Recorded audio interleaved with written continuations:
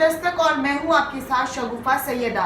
सबका साथ सबका विकास का नारा देने वाले प्रधानमंत्री मोदी के गृह राज्य गुजरात में ही ऊंची जाति के कुछ लोगों ने एक दलित उप सरपंच को कथित रूप से पीट कर मार डाला। इससे पहले भी उन पर कई बार जानलेवा हमला हो चुका है और उन्होंने करीब 2 हफ्ते पहले पुलिस सुरक्षा के लिए आवेदन भी दिया हुआ था।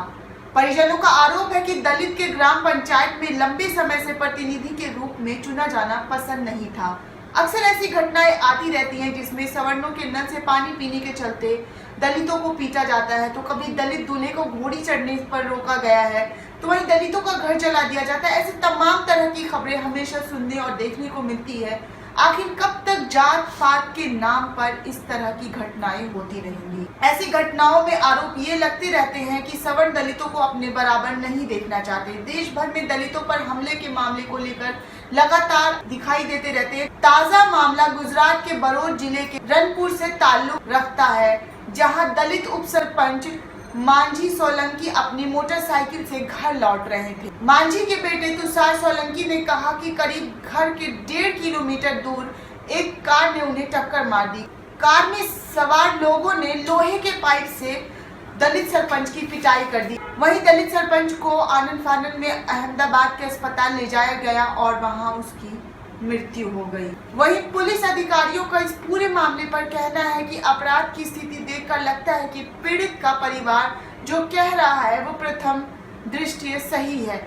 वहीं इंडियन एक्सप्रेस में छपी खबर के मुताबिक वहीं तुषार जो मांझी के बेटे हैं जिनकी मृत्यु हो गई, उनका कहना है कि 20 वर्षों से मेरे परिवार के लोग इस गांव में सरपंच चुने जा रहे हैं। फिलहाल मेरी मां गीता सरपंच के रूप में काम कर रही है, जबकि मेरे पिता उप सरपंच के रूप में 2010 से दरबार और मेरे पिता के बीच झगड़ा चल रहा था।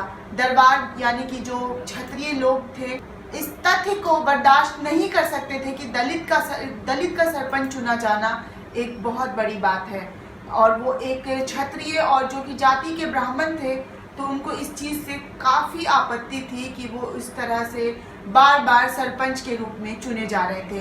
एक रिपोर्ट के अनुसार ये सौराष्ट्र क्षेत्र में 3 महीने में तीसरी घटना है जबकि कथित रूप से क्षेत्रीय द्वारा किसी दलित की हत्या कर दी गई हो। ऐसी तमाम तरह की घटनाएं गुजरात ही नहीं बल्कि पूरे देश भर में होता है, जहां पर दलितों को जला दिया जाता है, कुछ पैसों के लिए दलितों को मार पीट कर हत्याएं कर दी जाती है। वहीं दलितों को दूल्हा घोड़ी चढ़ने पर भी मनाही होता है। तो इस तरह की तमाम ऐसी खबरें हैं जो लगातार आप देखते और सुनते आ रहे हैं कि किस तरह से जात पात के नाम पर, ऊंच नीच के नाम पर मारपीट और खून खराबा का अंजाम दिया जाता है। एक सामाजिक अध्ययन में कहा गया है कि दलित अभी भी देश भर के कई गांव में कम से कम 46 तरह के बहिष्कारों का सामना करते हैं, जिससे पानी पीने से लेकर मंदिरों में घुसने तक का मामला सामने आया है कि किस तरह से दलितों पर अत्याचार होता है और किस तरह से लोग दलितों को नीच निगाह से देखते हैं और उन पर अत्याचार करते हैं। वहीं महाराष्ट्र के खैरगंजी, आंध्र प्रदेश के हैदराबाद, गुजरात के उन्ना, उत्तर प्रदेश के हमीरपुर, राजस्थान के डेल्टा मेघवाल में ऐसे कई मामले हमेशा सामने आते हैं जिसमें दलितों के साथ अन्याय और अत्याचार होता है और असमानता, अन्याय और भेदभाव वाला व्यवहार देखने को मिलता है। वहीं दूसरी तरफ अब दलित चेतना जाग रही है और समाज में लोग बड़ी भूमिका में आ रहे हैं। समानता विचार इसे सह नहीं पा रहे हैं। ये दलित चेतना में आभार यकायक नहीं है। सदियों से शोषित और प्रताड़ित समुदाय में जागरण हो रहा है और सवर्ण समाज इसको पचा नहीं पा रही है। बीते 5 साल में इस समुदाय को पहले से अधिक निशाने पर लाया गया है। उन पर हमले पहले से ज्यादा हो रहे हैं, इसी वजह से कि बार बार दलितों का शोषण होता आ रहा है। कभी शुद्धिकरण तो कभी ऊंची जाति छोटी जाति में भेदभाव, इस तरह के कई मामले हमेशा देखने को मिलते रहते हैं कि किस तरह से ऊंची जाति और छोटी जाति के नाम पर किस तरह से भेदभाव होता है, किस तरह से असमानता वाली निगाहों से देखा जाता है। आज हम देश में इतनी तरक्की कर पा रहे हैं लेकिन अपनी सोच वहीं की वहीं छोड़ बैठे हैं, जिससे कि समाज का कभी भला नहीं हो सकता।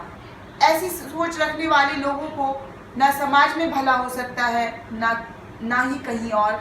किस तरह से इस तरह की सोच रखने वालों का कुछ भी कल्याण नहीं हो सकता है। इस तरह के तमाम मामले आप देखते आ रहे हैं, किस तरह से छोटी जाति और ऊंची जाति के चक्कर में दलितों का शोषण होता है और किस तरह से वो पीटते रहते हैं। इस समाज की नहीं, पूरे देश की सोच को बदलना चाहिए, जिससे लोग आगे चलकर जात पात के चक्करों में ना पड़कर एक इंसानियत वाली सोच रखनी चाहिए, जिससे इस समाज का भी भला होगा और इस देश का भी भला होगा। किस तरह से लोग जाति के नाम पर मारपीट, खून खराबा करके देश ही नहीं बल्कि अपने आप को भी नुकसान पहुंचा लेते हैं।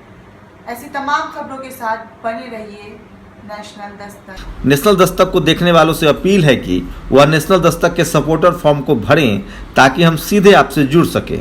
नेशनल दस्तक की आपसे गुजारिश है कि अगर इसको बचाना चाहते हैं तो नेशनल दस्तक को सब्सक्राइब करने के लिए रेड कलर के सब्सक्राइब बटन को दबाएं, फिर बेल आइकन की घंटी दबाएं। नेशनल दस्तक को बचाने के लिए बहुत जरूरी है कि हर खबर को शेयर करें, लाइक करें, कमेंट जरूर करें।